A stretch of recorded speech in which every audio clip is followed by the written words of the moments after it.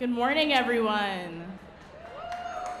Thank you so much for being here this early in the morning, this cold, freezing in the rain. We really appreciate you. So if I could have everyone kind of even out, be quiet. Thank you very much. Cool, so I'm gonna hop right into things because we don't have much time, but we do have a lot of things to discuss here. So I'm gonna introduce myself, kind of my inspiration for creating this panel, the kinds of things that we're gonna talk about during this panel, and then get into who our lovely panelists are. So my name is Riddell. I'm an independent podcast producer, principal host and executive producer of a podcast called Uprising, which is a show about sex, love, and dating helmed by 4 queer Black feminists. And as it's relevant to this panel, I am a former podcast producer at a science and tech publication. So, and this is kind of where we get into the storytelling of why we're here today, right? So, when I was creating a show at my old company, it was at the intersection of futurism and intersectional feminism, specifically queer Black intersectional feminism. So like, what does a Black feminist future look like? And as I was, thank you for the snaps. As I was doing research for this show and research about the futurism podcasting niche at all, I didn't hear myself in the podcast. And specifically what I mean by that was that it was very white and it was very male.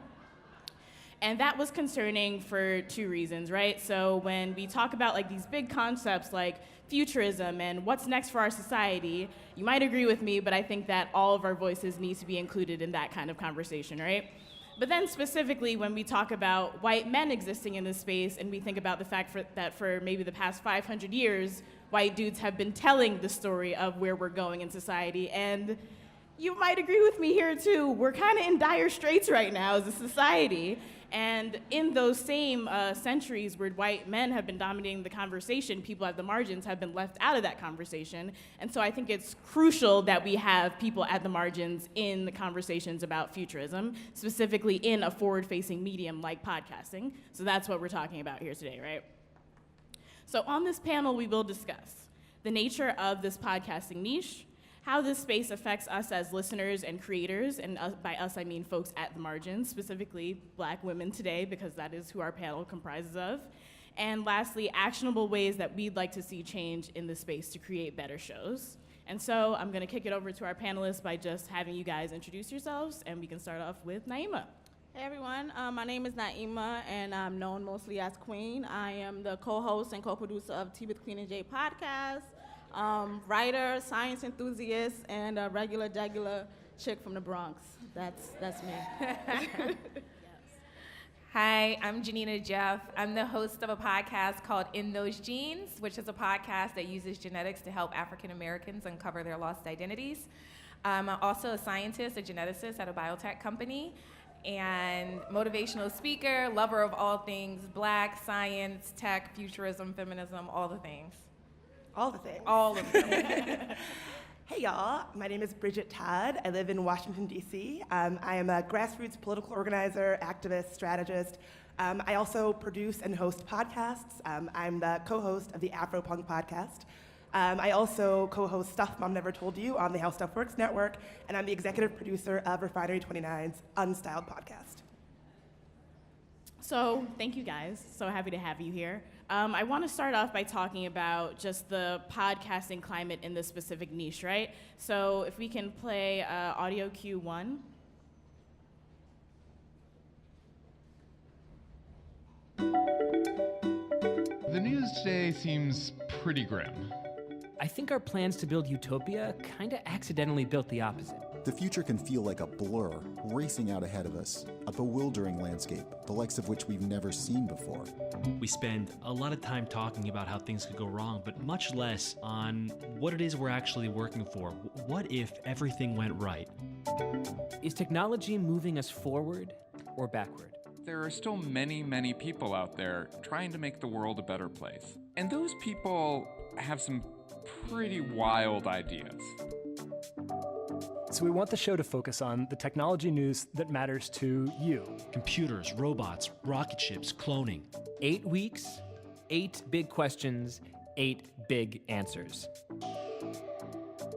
It's called Crazy Genius. Future Perfect. Anatomy of Next. If then. The secret history of the future. Cool. So, to you, that might have sounded like a trailer for one specific show, but that was actually a mashup of 6 different shows, all hosted by white dudes, just to give you like an auditory painting of what this landscape is like, right? So with that, I'm gonna kick it to you guys. Who? I had a lot of fun editing that. So who are, in your opinion, STEM, tech, and forward-facing podcasts for?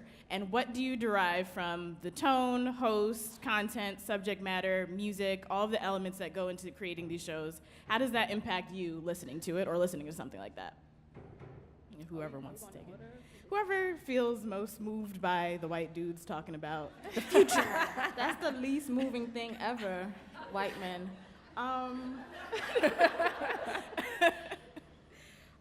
It sounds like the voices that we heard, it sounds like exactly who they want to speak to. White, kind of calm, collected men. It doesn't even sound like mess. And for me, science is always like this messy space.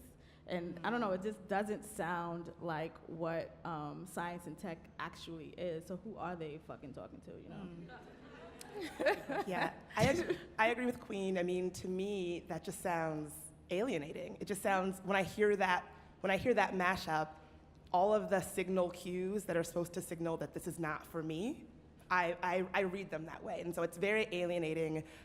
As a listener, I would imagine if I didn't really know the podcast space or the medium, I would think, oh, this is a space that's not for me. This is a space where my story, my voice doesn't matter. Mm-hmm. Yeah, and just to add on to it, it's not relatable. There are female scientists, there are scientists of color. Science is not just a bunch of white guys talking about the things that they like. It seems like they're just talking about things they like with their friends, which I guess some podcasts should be like, but it's not very inclusive, and it's not very applicable, so I don't relate to it. Science podcasts are hard in general. Like, people, to want to listen to a science podcast, you have to pull people in, and part of that is relatability, and nothing about that relates to anyone except for the people who look like them. So I want to take it underlayer deeper. So when I hear science shows, I think about the white dudes on the top, and then like right underneath, there's white women talking about science and futurism, and then there's like a sprinkling of people of color, right? So recently I was listening to a episode of Science Versus where they were talking about the state of gentrification right now. And I had some issues with it, but I kind of want to get you guys' thoughts on how it's perceived as folks of color listening to issues that kind of impact us at the forefront, right? So can we play audio cue 3? So we got our producer, Dr. Meryl Horn, PhD, to crunch some numbers. You want to see my data? Oh my God, I do want to see your data. And we know this is not peer-reviewed, but it's the best we've got. So she did some stats. I found the population, normalized all of the time points. I did a linear regression, looked to see if there is a statistically significant difference between the slopes, to see if the p-value was less than 0.01. So what did you find? I found that over this period of time, you could see that the calls just kept going up and up in the gentrifying areas more than the other neighborhoods. Was it by a lot? Yeah, the calls in the gentrifying neighborhoods were going up like 70% faster. Oh, wow. Yeah, I think this is a real effect. So that was in regards to, folks like Corner Store Caroline and things like that calling, or maybe the myth that people are calling, people in gentrified neighborhoods are calling the cops more on Black people and people of color. So just as a general listener, thoughts? So for me, like, my podcast is about dismantling white supremacist patriarchal capitalism. That's what I nerd about. Like, that's all I talk about. So for me, it just shows that people are not connected to the conversations they are having. We have been saying this. People in these neighborhoods have been saying this, but you don't believe us and you have to get data to fucking believe this shit. We've been saying this. You have the proof. Like, the science is there because my Black ass is saying it, you know? I was thinking the same thing. Like, I was watching a documentary once on gentrification that was also done by a white woman, and I thought, why didn't they interview anyone who's being affected by gentrification? Yeah. Like, there's just one side, we're talking about gentrification, there's an acknowledgement that it's a problem, there's an acknowledgement that calling the police is a problem. Why not talk to the people who are being affected by it? And so again, this is a problem that's affecting us, that people are talking about for their entertainment, but we're not included in it. I would even go to take that one step further. So in that Science Versus clip, just to be transparent, there were people affected by gentrification in that episode, but I think that kind of episode needs to be hosted by someone who's affected by gentrification, because that's the only person, if I'm in a gentrifying neighborhood, that I want to listen to in the first place, not to haha, wow, this is so funny. So I thought that was pretty tone deaf. Definitely. And I think, sorry. Go ahead. Thinking about an issue like that from the data, it's almost insulting, right? I'm a person who lives in the same neighborhood where I was born, and I've watched it change very rapidly. If you know DC, you know it's a changing neighborhood, we'll put it that way. And I know what that experience looks like, feels like. I know all the tensions, the anxieties, what that experience actually sounds like as a person living it. And it doesn't look like two women giggling about data. It doesn't look like women poring over, when you played the clip, my eyes were sort of, no shade to their podcast, but my eyes were sort of rolling back in my head, because that's not what that experience sounds like, looks like, feels like. It's not data sets and tables and this and that. It's real, it's people's lives, it's my life. And hearing it kind of distilled through that medium, it's almost insulting as someone who's living it. Mm-hmm. For sure. So that's a little bit of what it's like listening to shows in this field. Let's talk about what it's like creating shows in this field. Super fun, right? So, and maybe Janina, we can start with you, because you have a super new entry space. What are the kinds of challenges in discussing these topics as a Black woman? I think the biggest challenge for science podcasts, a Black science podcast, is thinking all the podcasts that exist today are the clips that we heard, the first clip in particular. So there's a huge conflict in okay, I teach science all the time. I'm always doing this in an all-white environment, which is typically what I am used to. But that's not the purpose of the podcast. And so I'm trying to consciously think about how do I deliver this message in a relatable way that still has my credibility. Because in the science field, particularly in my industry, genetics, I have to prove myself as credible already. Having a PhD and all that, cool, but they still need to, I have to code switch all the time. And to be able to have this space to not code switch, to be able to be my authentic self, and to be able to tell a story in a way that has never been done in a relatable way for the community, is something that there's not an example out there for me to look at and be like, oh, they did it well. And all the examples that I've tried to look at, none of them, in my opinion, do it with the purpose that I'm trying to do, which is touch a community that hasn't been spoken to before. So there's a lot of challenges of how do I do that, still remain credible, not dismantle the science, not water it down, but not making it too challenging. It's a lot of things. Mm-hmm. Yeah, I could talk all day about that, but I think for me, I'm in a really weird position. The network that I make my show on is How Stuff Works. And so the show that I make, Afropunk, it's a podcast about dismantling white supremacy. It's about uplifting the voices of people at the margins, so Black, queer women, activism, all of that. And my network and so I'm explicitly making a show for young Black listeners. I know who my people are, I know who I want to speak to. But my network is How Stuff Works. And our flagship shows are, they're white dudes talking about nerdy white dude shit. You know what I'm saying? Let's be real. No shade to them. It's a important show, but the listenership of our network skews very white. And so when you're making a show that is about Black, young Black activists, young Black artists, young Black creators, it's difficult because, people who listen to How Stuff Works might think, oh, every show they produce is for us, it's for me, it's for, Chad White Guy or whatever. And then when he listens to the show, he's gonna think, what the hell is this? They're calling me a racist? I voted for Obama, what is this? And so we have to walk this really strange kind of tightrope of making something that we think is really beautiful and important, specifically for our people, but then also knowing that our network's larger audience is just not that people. And so we have this extra hat that we have to wear, not only am I like a podcast producer and host, I also have to be the sort of inclusion expert who knows, how are we gonna bring these folks in because they're not there. And what are some ways that you think actionably to people in this room that you would say you would like in terms of like resources or help in addressing those challenges? Money, definitely money. Money. I would say money, but then also just meaningful investments in inclusion in the space, right? Because I've seen a million times people will just hire one Black host and think like, oh, we've done it, diversity achieved, like that's it. And no, you actually need, to make meaningful investments. Like, don't just hire somebody. Are they supported? Not just are they at the table, do they have a voice? Do they feel comfortable, expressing and knowing they will be heard and valued and listened to? So I would say money, fund Black podcasters, train Black podcasters, throw us coin, give us money to make cool shit, and then also support us. I just want to add that kind of just get rid of the privilege that you have. Make yourself marginalized. Like that's just what you have to do.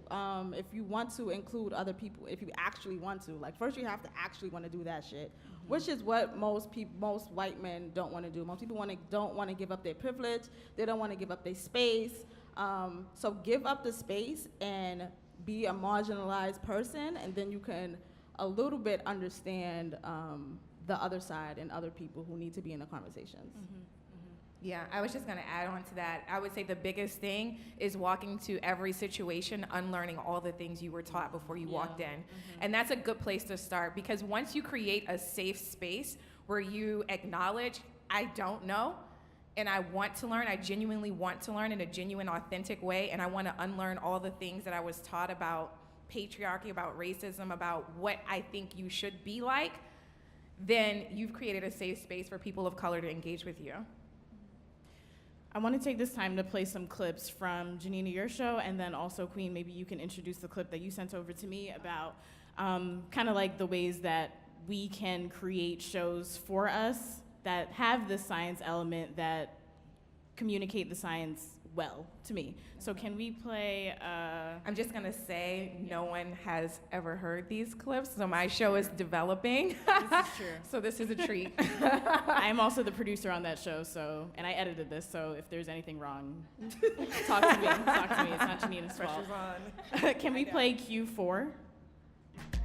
Welcome to the lab, everybody. You're listening to In Those Genes podcast, a show that uses genetics to help people of African descent discover our lost identities. I'm your host, Dr. Janina Jeff, a human geneticist at a biotech company. However, I'm also an educator, a lover of hip hop, and now I'm a podcaster. So really, it is my love for genetics, Black people, and the arts that has inspired me to make this show. But also because tons of people use science to perpetuate a bunch of bullshit about Black folks. The major cause of the American Negro's intellectual and social deficits is hereditary and racially genetic in origin. Saying things like we're genetically less intelligent, more prone to violence, better at sports, more aggressive. But I'm here to tell you today, we got 99 problems, but our genes ain't one. Hit me! In fact, human beings are 99% the same genetically. Yet it's only 1% that makes us different. It's the reason why we have difference. Janina, if you want to talk a little bit about how this show is communicating science and like futurism in an authentic way to Black folks. The biggest contributor to our show that's different, one, it's an educational podcast, and I just kind of realized that. But the biggest thing is like teaching in a relatable way. And teaching things that are familiar. So a lot of the show, everything that we teach, every concept that we teach to the audience is done relating something that is in real life you can attach yourself to and really be a part of. And then music is a big part of our show. Music is a big part of our culture. And so I think one of the biggest things that was missing from this space in particular is being able to bring in culture into an educational experience about science for people of color. So we work really hard to make sure we have the music, relatable things that everyone can learn and understand and enjoy, hopefully. Yeah.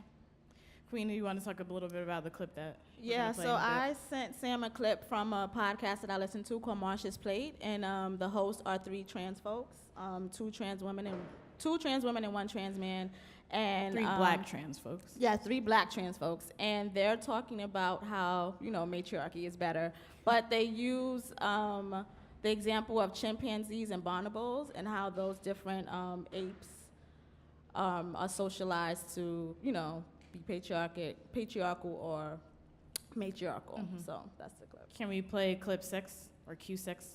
The chimp and the bonobo really can lead us to a path of matriarchy and how they can kind of they're giving us clues that a matriarchal world could be a little bit better. So bonobos are socialized as a matriarchy and chimpanzees are socialized as a patriarchy. Chimpanzees are more violent. They literally torture their rival gangs. Like they torture, they fight, they eat, cannibalism, they rape. It's just way more. Rape. Yes. Oh my God. Like way more violent. Just anything that you can think of that's grotesque and horrible. They do. Like all the things. They are some wild bitches. Exactly. So chimpanzees, this is just their tea. Bonobos, on the other hand, they usually resolve conflict through sex. My girl. So, Queen, can you talk a little bit about like the many facets that make that clip and Marsha's Plate in general great? Yeah. So it makes scientific things very layman and very relatable for anybody to understand. You could have never heard of a bonobo, but you can relate to what they said on that podcast. And then it's also important how people speak when it comes to podcasting. Podcasting is very intimate. So it is important for you to hear someone that sounds like somebody that you would listen to every day. And that's what I get from when I listen to Marsha's Plate. And that's kind of how I am when I speak on my podcast. Like, I don't code switch at all. I want people to hear me how I speak all the time. And a lot of our listeners relate to that as well. I think one thing to kind of get to that point, what Bridget said, you can't just like, in terms of hiring a black host, that's really important. Like that voice is so important. Yeah. I've listened to podcasts hosted by black women, and within the first sentence, I'm like, nope. I mean, it's just not for me. And for a personal experience, I need it to be for me, and it should be. Right. I mean, I've also been there because I've been podcasting for a while. It's a early medium, so it has not that long, but for a while.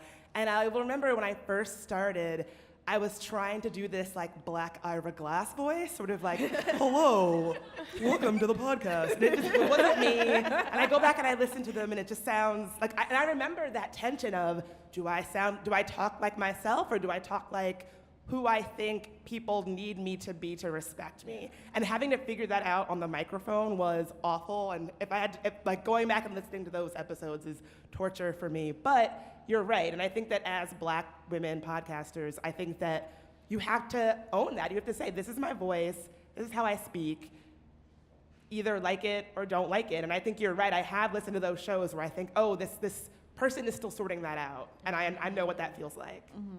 And Bridget, what are some kinds of ways that you, besides like actually using your actual voice, that you introduce authenticity in talking about the conversations that you have in your shows? It's a lot of the same thing. I mean, fair disclosure, I forgot to do my homework, so I didn't bring my clip, but it's a lot of the same thing, right? This idea that you brought up that a big part of how we live our lives is culture, and so I think especially when it comes to talking about technology and STEM and all of that, we tend to have this idea that, the important smart people things are here, and then your pop culture, music, whatever, that's here, and they're different buckets. And so the same way in the podcast clip that you brought, where they're talking about sex and all of that, and like things that are in our lives all the time, understanding that those things are intersectional, that you're not a scientist one day and a lover of hip hop the next. How you live your life is through that experience, and you're experiencing all of those things all the time. Yep. So I would say just bringing that nod to that intersection to the shows. For sure. I want to start wrapping it up to take time for questions, but before we get into that, I want to speak a little bit about audience, and we kind of addressed that already, but what, once again, in terms of actionable ways, do you think folks in this room can take away in terms of including listeners in this podcasting niche? So like what kinds of barriers to entry are there for listeners and how do we address those? I would say for every concept, scientific concept, futurism, you have to talk about it from every perspective, every marginalized group. Every time we learn about a science concept, we hear about futurism, we can't ever say, oh, I see myself in this. Oh, I see, I was watching a show, Random Acts of Flyness, and they had an AI person, they created an AI computer, I think her name was Abina, and she was talking to him and she was like, does Abina feel like a black woman? And Abina got really uncomfortable anytime they talked about race, anytime they talked about anything black. Abina was black. And Abina was black. Abina was black. Abina was a black woman yes. with a very horrible wig. And Abina couldn't do that. And then Abina's, I guess, like her clone or her human person equivalent was like, well, Abina was programmed by white programmers. Yeah. So I'm thinking futurism, AI, all this stuff, how is it going to include me if the people developing it don't look like me? And so it's really, really important to have representation because that's, representation, and also anytime we talk about things, including it from the angle of everyone. We talk about it from the angle of men and women a lot. Let's also talk about it from the angle of non-binary. Let's also talk about it from the angle of different underrepresented groups, because that's how you include everybody in it. I just want to add that when you are not white, you're always thinking about race. White people are the only people who have the privilege to not think about their race all the time. So you can't have these spaces and just paint a white person brown and say, I did it, because it's just not going to work. So you have to take us in as whole people, like actual whole people, and our experiences and our culture, and understand that we're not a monolith. There are billions of different kinds of black people on this earth. So yeah, just black people are not white people painted brown. Like, just that simple. Yeah, to that, I agree, plus 1,000 to all the things that y'all said. I also would say, just being kind of like what you were saying, being really aware of the various intersections that you're not seeing at the margins. We did a podcast episode around legislation that impacts sex workers, and so we had a sex worker on the show, and one of the things that she talked about that I was like, oh, this had not occurred to me, was the idea that if you are a sex worker, and this was during the time where a lot of bullshit legislation cracking down on sex work online was happening, and so it's still happening, and she made this point that, yeah, if you're a sex worker and you're a black woman, you are double marginalized. And so the folks who are at the margins in this space are the ones who have to be sort of these technology innovators, because they have to be. And so, we don't often think of sex workers as tech innovators. When you think of tech innovator, you think of a very specific kind of person, a white guy in San Francisco in a turtleneck, right? But people who are living lives at the margins, well, they have to be tech innovators just because it's their life, because it's how they survive. And so me kind of understanding and learning about and being willing to sort of amplify that intersection was really important to how we told that story. So I would say always be thinking about whose story you're not telling and how can you tell that. I just want to add something real quick. There's no way that you have innovation without marginalization. Like the people in the margins are the most innovative people that you will ever find, because you have to be resourceful, because the world doesn't give you anything. Yep. So you have to make everything for yourself. So you do not acknowledge people at the margins and talk about innovations, you're an idiot and you're not doing it right. That's so true. Quick story, a little unrelated, but whatever.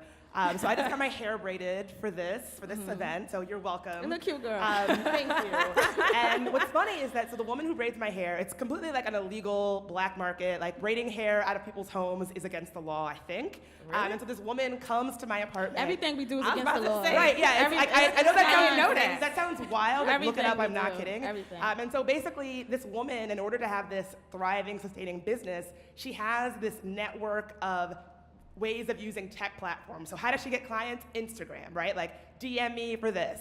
How does she get her money? Like, Cash App, right? Like, all of these different ways this woman was using technology to sort of, not skirt the law, but make this business viable for her. To avert the man. Right. Yeah. And honestly, I was like, you should be putting this on a resume. Like, this is your ability to sort of have this business just sustain itself via Instagram and Cash App and word of mouth and all of this. It was like talk about a tech innovator, right? And so again, we don't talk about what it looks like when someone is a tech innovator that's not a Silicon Valley white guy, and we should.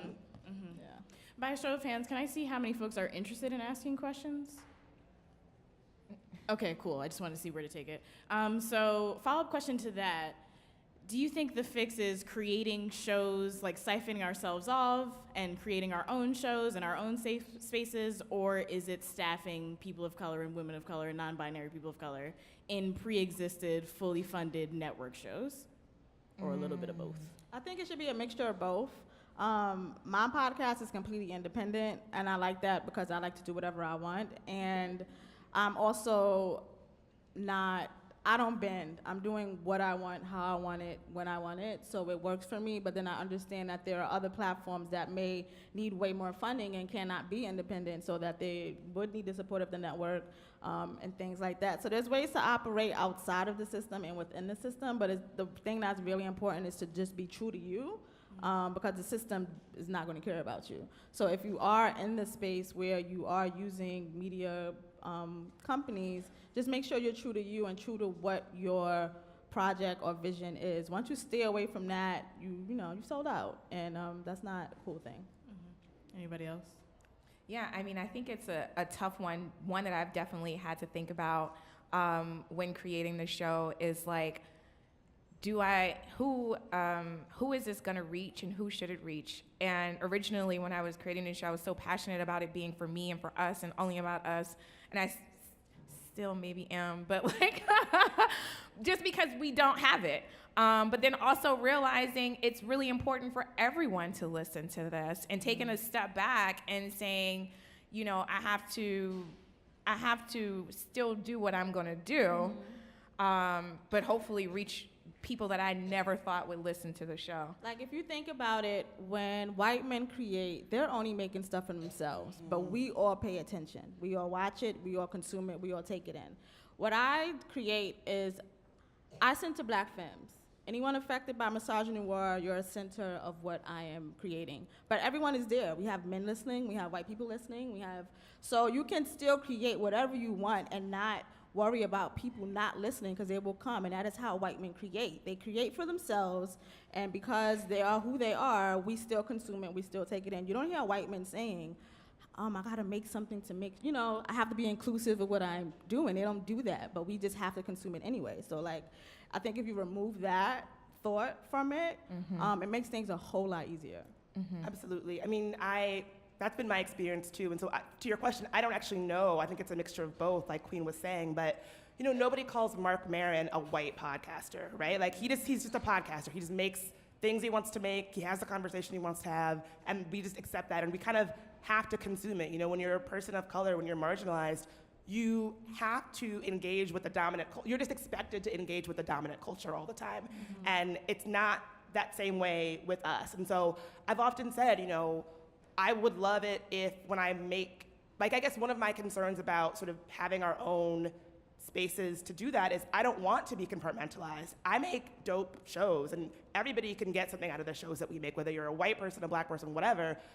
I don't want to be compartmentalized of like, oh, this is the Black podcast, therefore there's nothing for me there, because that's not how we grow and learn together. And so, I don't have the answer to whether or not, and maybe it is a combination, but I know that as a person who makes things, I wonder what it would look like to have the freedom to just make cool shit and not have to feel like, oh, well, this is the Black podcast and you're making that, like, this is a niche thing, not expect that we don't have to sort of engage with the same way. The answer is, what I say is the answer to everything. Just get rid of white supremacist patriarchal capitalism, and then we could go from there.